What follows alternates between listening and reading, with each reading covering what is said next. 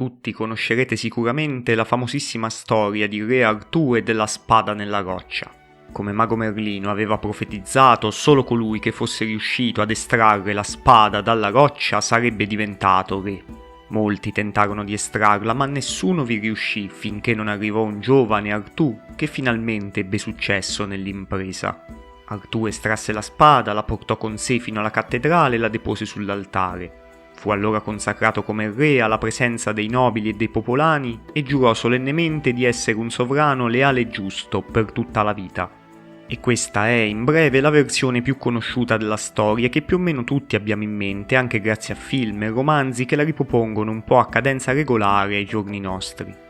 Tutti siamo abituati a pensare che questa sia solo una leggenda che fa parte del cosiddetto ciclo arturiano o ciclo bretone, l'insieme dei racconti incentrati su Re Artù, il mitico regno di Camelot, i cavalieri della tavola rotonda.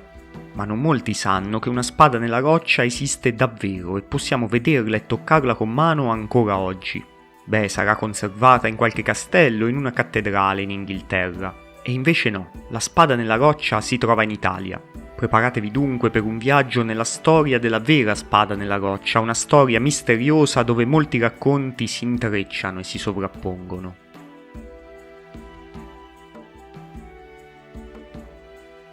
Nella nostra ricerca abbiamo praticamente a disposizione due spade, quella collegata alla leggenda di Re Artù e quella davvero esistente che si trova in Italia. Partiamo dunque da questa seconda, che è la meno conosciuta, per poi tornare in un successivo momento al racconto del ciclo arturiano. La spada realmente esistente è conservata nella cappella di San Galgano a Monte Siepi, una piccola località del comune di Chiusdino, in provincia di Siena. Il luogo di conservazione attuale rimanda già al personaggio che ci interessa più di tutti nella vicenda della spada, Galgano, venerato come santo dalla Chiesa cattolica.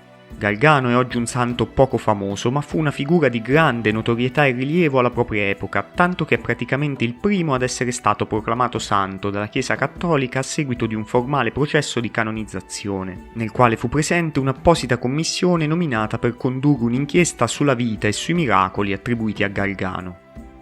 Galgano nacque a Chiusdino alla metà del XII secolo in una data che oscilla tra il 1148 e il 1152 e morì nel 1181. Alcuni ipotizzano che suo padre fosse un certo Guidotto, discendente dei conti Guidi che dominavano gran parte del Valdarno, ma questa ipotesi non è certissima. Galgano trascorse la giovinezza probabilmente come molti dei ragazzi appartenenti alla nobiltà dell'epoca, conducendo una vita che le sue biografie definiscono lussuriosa e dissoluta. Questo tema è molto ricorrente nelle vite dei santi, i quali sono descritti come terribili peccatori prima di cambiare repentinamente vita per dedicarsi alla preghiera. In aggiunta a questo, Galgano era anche un cavaliere ritratto come piuttosto bellicoso e violento.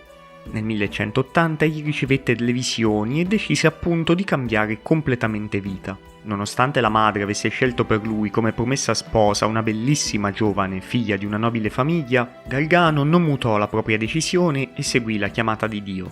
Partì dunque a cavallo e il cavallo stesso fu condotto dall'arcangelo Michele fino a Monte Siepi. In questo luogo, lontano dalla città, Galgano decise di divenire un eremita e di dedicare la propria vita alla preghiera. Volendo tagliare del legno con la spada per farne una croce, non vi riuscì. Allora conficcò la spada stessa nel terreno e l'elsa, che rimase fuori, andò a simboleggiare proprio la croce cui Galgano desiderava così tanto rivolgere le sue preghiere. E in questo episodio la storia di Galgano incontra per la prima volta la leggenda di Artù.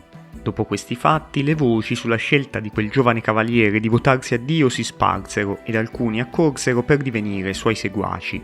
Ma c'era anche chi temeva e invidiava la fama di Galgano. Durante una sua temporanea assenza, mentre lui si era recato in pellegrinaggio a Roma, 3 monaci, probabilmente invidiosi del successo che Galgano stava avendo presso la popolazione locale, cercarono di estrarre la spada per rubarla. Ma non ci riuscirono. Allora decisero di romperla, ma furono castigati da Dio per questo gesto e, secondo una delle tante versioni della leggenda, uno di loro fu privato addirittura delle mani.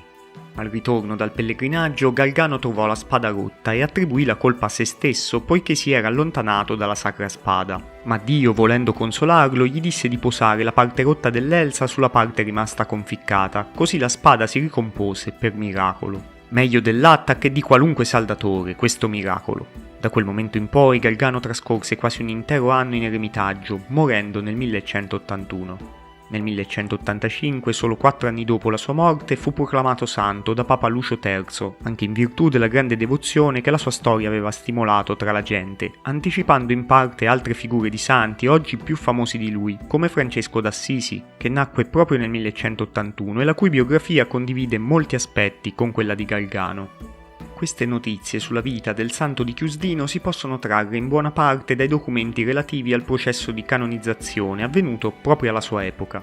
Nonostante siamo in possesso di queste notizie abbastanza precise sulla sua vita e anche, a dire il vero, di alcune varianti del racconto della stessa, senza dubbio, come moltissime vite di santi, la vita di Galgano presenta dei toni leggendari e degli aspetti fortemente simbolici, che difficilmente si riesce a districare dalla verità storica. Certamente Galgano è esistito, c'è una reliquia del suo cranio, nonostante manchi ad oggi il suo corpo. Sono addirittura conservate le mani di quel monaco che ruppe la sua spada, ma allo stesso tempo la sua storia sembra quasi una storia magica che ricorda molto le atmosfere del ciclo di Re Artù e sicuramente contiene molti abbellimenti, per così dire, e molti rimaneggiamenti che l'hanno resa ancora più avvincente.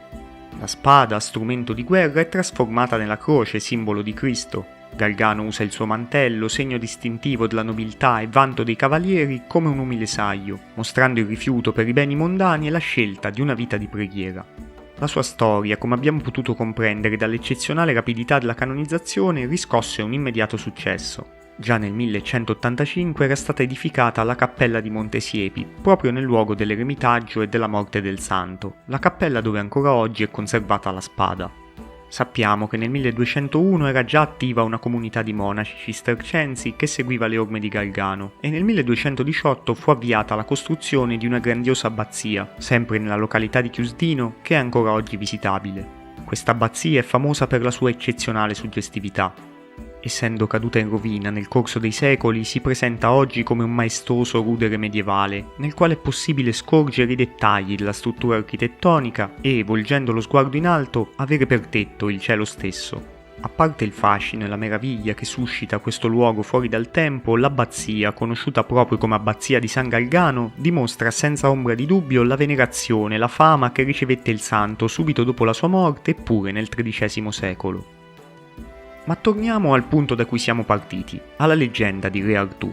Bisogna innanzitutto sapere che questa leggenda non è una sola, chiara e certa. Come altri antichi cicli di storie, essa è il risultato di numerosissime stratificazioni e rielaborazioni, delle quali si perde traccia in modo simile ad esempio a quanto è accaduto ai poemi attribuiti ad Omero, l'Iliade e l'Odissea, ai quali ho dedicato un video apposito. È sempre difficilissimo ricostruire precisamente la formazione di questi cicli e lo è particolarmente nel caso di Re Artù. Per fissare comunque un riferimento possiamo dire che la prima fonte in cui Artù compare come personaggio letterario a pieno titolo è l'Historia Regum Britanniae, ovvero Storia dei Re di Britannia, scritta intorno al 1136 da Goffredo di Monmouth. Quest'opera è un po' a metà tra il mito e la storiografia, perciò ho parlato di personaggio letterario e non storico. È ancora aperto un grande dibattito sulla reale esistenza o meno di Re Artù. Ovviamente ci sono delle fonti precedenti al 1136 in cui Artù è nominato e potremmo con queste fonti risalire molto indietro fino ai primi secoli d.C. e ovviamente esistono pure un'infinità di storie successive che riprendono proprio da Goffredo di Monmouth. Ma presentare con completezza la storia del ciclo arturiano non è l'obiettivo di questo video e non c'è neanche necessario, perché la storia della spada nella roccia è presente solo nelle fonti successive alla storia dei re di Britannia e quindi successive al 1136. Esistono ad esempio tantissime disamine sulla spada di Re Artù. Alcune storie riportano che la spada fosse la famosa Excalibur, altre lo negano con fermezza, dicendo che le due spade furono ben distinte, ma anche l'identificazione della spada, che pure è interessante se si vuole comprendere l'evoluzione di questo aspetto del ciclo arturiano, ha sviato molti nella ricostruzione della vicenda di cui stiamo parlando e rischierebbe di sviare pure noi. Forse invece quella data, il 1136 che ho citato poco fa, potrebbe avervi dato qualche idea per la giusta direzione della nostra indagine. Ma andiamo con ordine e confrontiamo a questo punto la storia di Re Artù con quella di Galgano. Re Artù estrae una spada che nessuno riusciva ad estrarre, Galgano invece la conficca e poi i monaci che tentano di rubarla non riescono ad estrarla. Uno dei più importanti cavalieri al servizio di Re Artù si chiama, come forse molti di voi sapranno, Galvano. Galvano, che in alcuni racconti maneggia pure la già citata Excalibur, la mitica spada di Artù, ha un nome eccezionalmente simile a Galgano. Cambia una sola lettera tra i due. In realtà le origini di entrambi i nomi sono pure queste molto difficili da ricostruire e si perdono in un remoto passato. Galvano è l'italianizzazione di Gawain, un nome di origini gallesi che ha subito numerose modifiche e adattamenti. Galgano era un nome piuttosto diffuso nella Toscana del XII secolo e illustri studiosi si sono cimentati nella ricostruzione delle sue origini. Potrebbe derivare proprio da Galvano, oppure dal nome latino Gallicanus, Gallicano, un nome a sua volta derivato da Gallicus, che vuol dire originario della Gallia. Oppure ancora da un riferimento al Gargano, il cosiddetto Sperone d'Italia, che ospita il santuario di San Michele Arcangelo, celeberrima meta di pellegrinaggio nel Medioevo. E proprio l'Arcangelo Michele, se ricordate, aveva guidato Galgano alla sua definitiva conversione, reggendo le redini del suo cavallo. Anche qui le assonanze e i riferimenti vaghi sono molto affascinanti. Il fatto che il nome Galgano suoni simile a quello di uno dei cavalieri della tavola rotonda e forse nasca proprio da lì è però interessante non solo per il collegamento con il santo, ma anche per il fatto che potrebbe dimostrarci come i miti di Artù fossero famosi e apprezzati nell'Italia del XII secolo, tanto che i genitori davano ai figli nomi tratti dal ciclo arturiano, un po' come succede oggi con chi dà al figlio il nome di qualche personaggio del suo film preferito. E la fama del ciclo di Artù in Italia non è una supposizione, ma è confermata pure da prove storiche, inequivocabili. Sul Duomo di Modena, ad esempio, compaiono dei bassorilievi con Artù e i suoi cavalieri, precisamente sopra la porta cosiddetta della Pescheria, e il Duomo di Modena fu edificato proprio all'epoca di Galgano, nel XII secolo. Se si arrivava a inciderle sul portone di una cattedrale, certo le vicende di Artù non erano assolutamente ignote ed anzi appartenevano ad un ambito culturale contiguo alle storie dei santi, visto che in entrambi i casi questi racconti sono un importante veicolo culturale dei valori che voleva trasmettere la Chiesa cristiana. C'è dunque più di un legame tra il ciclo arturiano e Galgano, ma siamo rimasti finora un po' troppo sul vago nonostante le belle suggestioni. Cerchiamo invece di approfondire la nostra ricerca e di capire se veramente la spada conservata a Chiusdino ha uno stretto collegamento con la spada della leggenda di Artù, e facciamolo valutando bene le fonti e le date. E i più attenti di voi avranno capito che il mistero della spada nella roccia di cui stiamo parlando ruota attorno proprio ad una questione di date. La prima domanda che avreste potuto porvi appena ho nominato la vera spada, che si trova nella cappella di San Galgano a Montesiepi e che viene in verità abbastanza spontanea è: ma non potrebbe trattarsi di un falso o di un manufatto fabbricato a posteriori? Vengono poi altri due dubbi che potrebbero esservi sorti seguendo rispettivamente quanto ho detto su Galgano e su Artù. Parlando di Galgano ho raccontato che conficcò la spada nel terreno e non in una roccia. La differenza è sottile, però ha un suo peso e fra pochissimo vedremo quale. In merito ad Artù invece ho specificato che la storia della spada nella roccia è presente solo nelle fonti successive al 1136 e che ci sono state, dopo quella data in cui Goffredo di Monmouth scrisse la storia dei re di Britannia, numerosissime aggiunte rielaborazioni del ciclo arturiano. Ma partiamo dalla prima domanda e pian piano le altre seguiranno fornendo una risposta abbastanza coerente. Sembrerà sorprendente per un manufatto così stravagante, ma la spada di Chiusdino non è un falso. È un'autentica spada medievale risalente esattamente al periodo in cui Galgano visse. Sulla spada è stata condotta nei primi anni 2000 un'indagine metallografica coordinata dal professor Luigi Garlaschelli dell'Università di Pavia, che ha certificato la sua autenticità come arma del XII secolo. Certo, questo gruppo di studio ha anche rivelato che purtroppo la spada non è magica. Infatti fino al 1924 circa non c'era bisogno di Re Artù o di Galgano per estrarla, ma poteva essere estratta da chiunque. Dopo alcuni atti vandalici compiuti ai danni della preziosa spada, il parroco del posto decise di preservarla dai vandali e di ripristinare un po' di magia. Così bloccò davvero la lama versando del piombo fuso nelle fessure. Nonostante questa accortezza, la spada continuò a subire atti vandalici finché si decise proprio di cementarla e di coprirla con una cupola di plexiglass. Ecco fatto, così almeno non la estrae neanche Re Artù e problema risolto. Come la spada, anche le altre reliquie collegate alla storia del santo di Chiusdino, alle quali ho già accennato, sono state datate. Il metodo del carbonio 14 ha consentito di stabilire che risalgono al XII secolo e sono dunque reperti originali.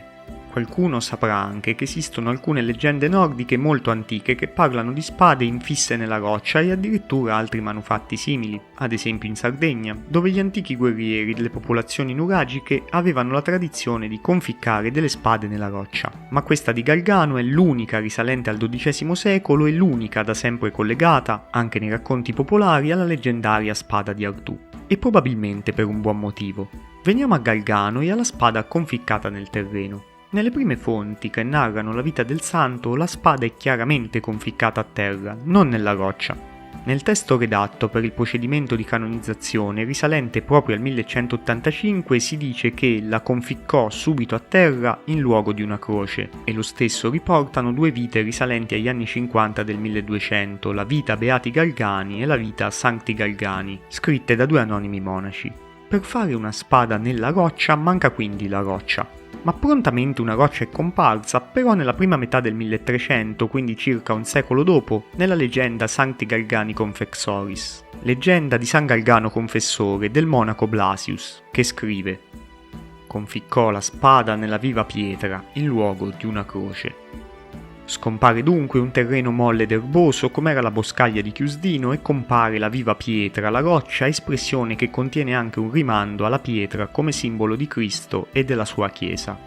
E questa modifica apparentemente minima della storia non è affatto un dettaglio da poco, perché ci consente di avere ben chiaro quale fu il procedimento che condusse alla leggenda del santo. Quasi tutti gli storici che si sono occupati della vicenda hanno infatti notato che, fin dall'anno della morte di Gargano, avvenuta nel 1181, e quindi subito nel periodo immediatamente successivo, ci fu un enorme lavoro di costruzione del racconto degli avvenimenti che lo riguardavano e di mistificazione collettiva della verità storica. Potrebbe darsi che i cistercensi, i quali hanno costruito attorno al culto di San Gargano un prestigioso centro di potere, l'abbazia di San Gargano appunto, di cui oggi ammiriamo le rovine, abbiano prodotto di propria mano la spada nella roccia che possiamo osservare oggi, mostrandola come il manufatto originale.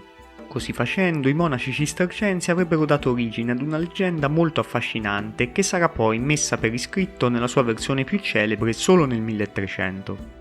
Questa leggenda si sarebbe poi poco a poco cementata, un po' come la spada è stata cementata nella roccia, nella cultura popolare e nelle storie, fino a portare a credere che quella sia la spada appartenuta a Gargano e non una sapiente opera d'arte, così potremmo definirla, fabbricata dai monaci per attrarre i fedeli e i curiosi, effetto che la spada sortisce ancora oggi, dopo molti secoli. Quindi il mistero è risolto, i monaci si ispirarono alla spada nella roccia di Re Artù e inserirono quest'idea nella vita del loro santo, San Gargano.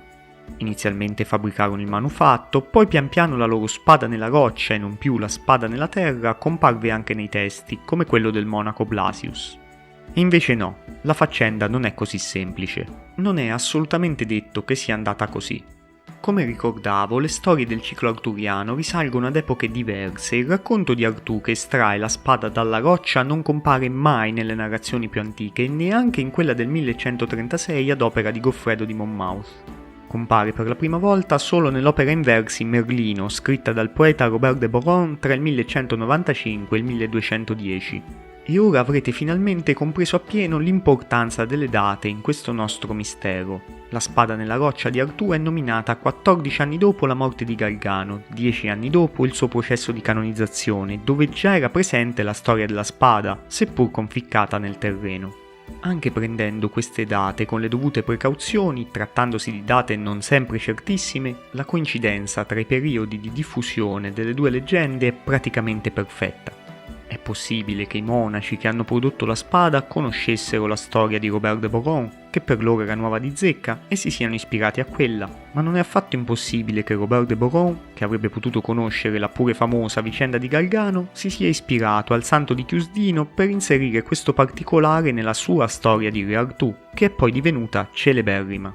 Probabilmente non sapremo mai chi ha influenzato chi e la spada di Gargano o la spada di Artù potrebbero aver ispirato anche un'altra famosa spada inserita non proprio nella roccia ma tra due rocce, ancora oggi presente a Rocamadour, in Occitania. Quest'altra spada viene ritenuta non la spada di Artù, bensì la mitica Durlindana appartenuta al paladino Orlando. Ma a questo punto la questione pare chiara. Le due spade di Artù e di Gargano sono parte dello stesso mito, forgiato nella stessa occasione. Il professor Garlaschelli, che ha condotto in prima persona gli studi sulla datazione della spada di Chiusdino, ha più volte confermato che il collegamento tra la spada di Gargano e la leggenda di Artù è, proprio a motivo delle strette coincidenze temporali, praticamente certo. Moltissimi altri misteri rimangono sia sulla figura di Artù, come è ovvio, ma anche su Gargano, di cui magari ci sarà occasione di riparlare. Questo mistero però è risolto con una buona dose di certezza e possiamo esserci fatti un'idea abbastanza chiara. Sì, la spada conservata a Montesiepi è quanto di più vicino alla spada nella roccia della leggenda e una delle due è certamente ispirata all'altra. O la spada di San Galgano è di fatto la riproduzione materiale della spada di Artù, o la spada di Artù è la riproposizione mitica del manufatto di Chiusdino. Se questo video vi è piaciuto, scrivete un commento con vostre opinioni o curiosità e lasciate un bel mi piace. E a chi non clicca subito per iscriversi al canale verranno tagliate le mani, come a quel monaco che ha rotto la spada di Gargano. Vi aspetto al prossimo video.